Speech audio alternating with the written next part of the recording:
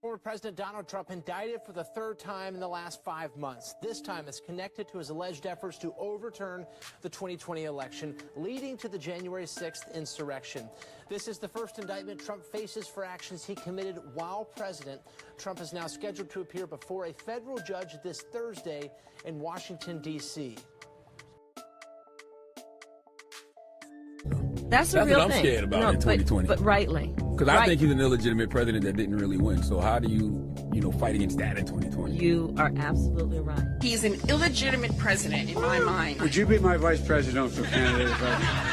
Folks, look, I absolutely agree. Trump didn't actually win the election in 2016. He lost the election, and he was put into office because the Russians interfered. Trump knows he's an illegitimate president. The president-elect, although legally elected, is not legitimate. I don't see this president-elect as a legitimate president. You said you believe that Russia's interference altered the outcome of the election.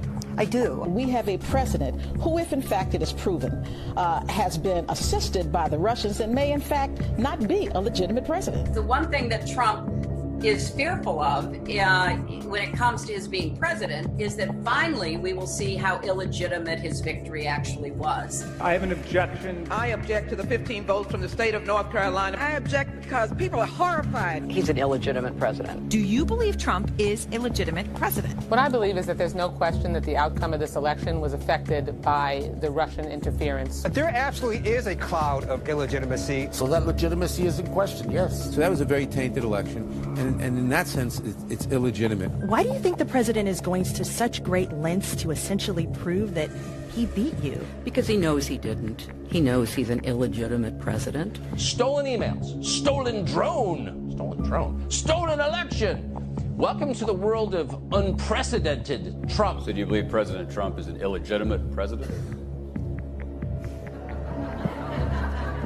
Based on what I just said, which I can't retract. The Russian attempt to have the election, and frankly, the FBI is weighing in on the election, I think makes his election illegitimate. There was a widespread understanding that this election was not on the level. We still don't know what really happened, Isaac. I mean, there's just a lot that I think will be revealed, history will discover, but you don't win by 3 million votes and have all this other shenanigan stuff going on and not come away with an idea like, whoa, something's not right here. The outcome of the election was affected by their interference, and now we need to know, to what degree, if any, the Trump campaign was actually in collusion with Russia. He knows he's an illegitimate president. So of course he's obsessed with me. And I believe that it's a guilty conscience. We actually won the last presidential election, folks. They stole the last presidential election. And Al Gore won that election. I think he won it anyway. Actually, I think I carried Florida. Bush versus Gore.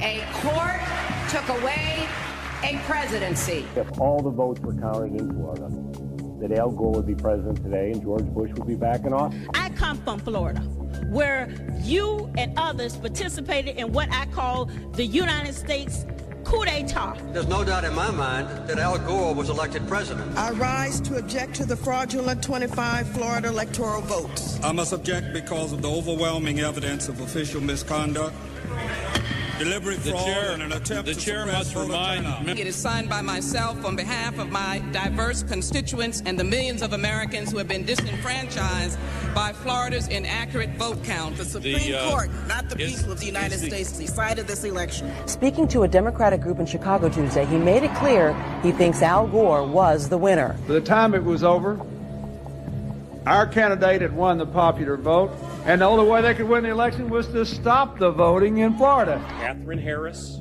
Jeb Bush, Jim Baker, and the Supreme Court hadn't tampered with the results, Al Gore would be president. The Supreme Court elected the president. 2004, yes. Al Gore won the state of Florida in 2000, although not the presidency. But the Supreme Court tampered? That's a large charge.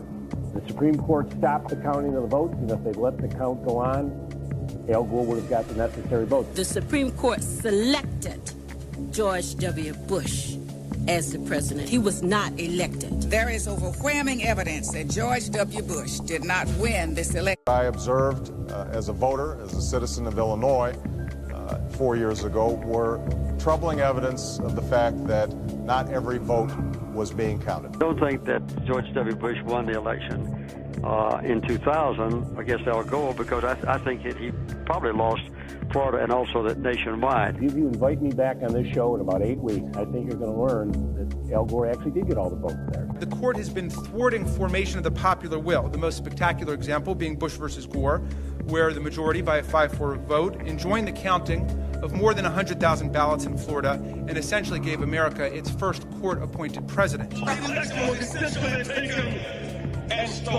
I think in 2000, everybody thought, well, he did win the election, Al Gore. After the election, when you stole the election, you came back here and said, get over it. No, we're not going to get over it. You know it, I know it, they know it.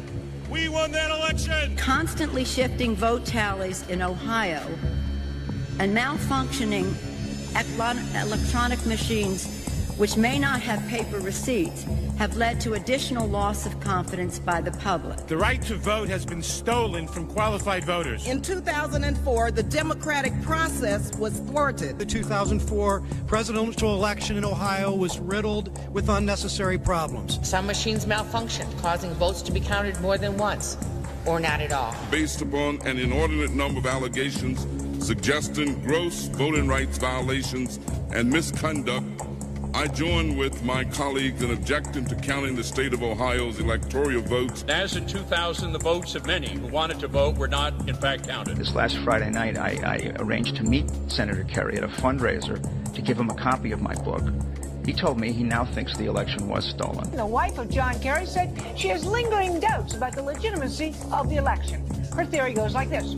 Two brothers, she calls hard right Republicans, own 80% of voting machines in the U.S. Therefore, it would be easy to hack into the mother machines that control the electronic voting. There were numerous irregularities in Ohio, including large percentages of rejections of provisional balloting, problems with voting machines. As we look at our election system, I think it's fair to say that there are many legitimate questions about its accuracy, about its integrity. There are still legitimate concerns over the integrity of our elections. I agree with tens of millions of Americans who are very worried that when they cast the ballot on an electronic voting machine, that there is no paper trail to record that vote. The numerous irregularities that occurred with the electronic voting machines in Ohio on November the 2nd of last year